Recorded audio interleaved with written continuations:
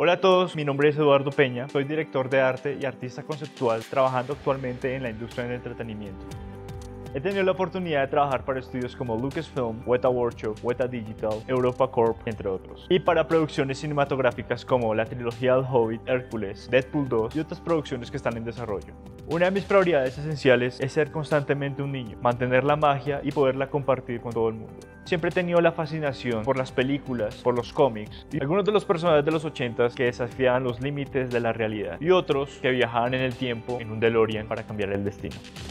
Como dijo un personaje de una película que me encanta, yo he visto cosas que ustedes no creerían. Las cosas que me han permitido ver mi pasión dentro de la ciencia ficción y la fantasía. Y que gracias a estas prioridades de siempre ser un niño, se ha convertido en mi modo de vida.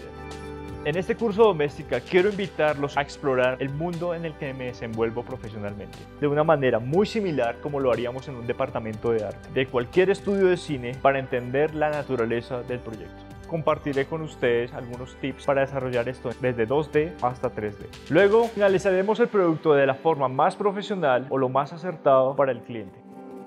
Inicialmente voy a compartir mis influencias, mis inicios y mis aspiraciones. Posteriormente voy a compartir la parte del pitch, que es la base fundamental para nosotros crear el producto visual. Una vez teniendo nuestro pitch, esto nos va a ayudar a construir nuestros mood boards. Luego comenzaremos a construir nuestra idea, donde yo les explicaré una simbiosis entre 2D y 3D. Ya les mostraré cómo con el VR.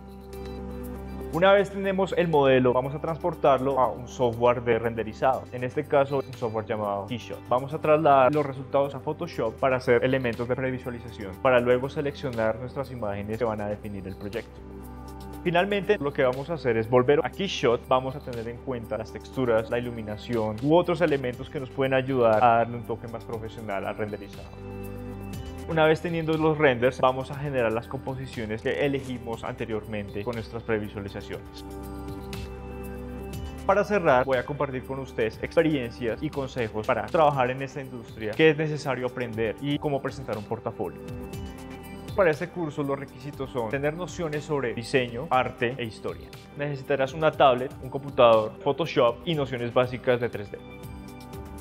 Si estás interesado en la rama del concept art o diseño de producción para cine, los invito a transformarse, a transmutarse en artistas conceptuales.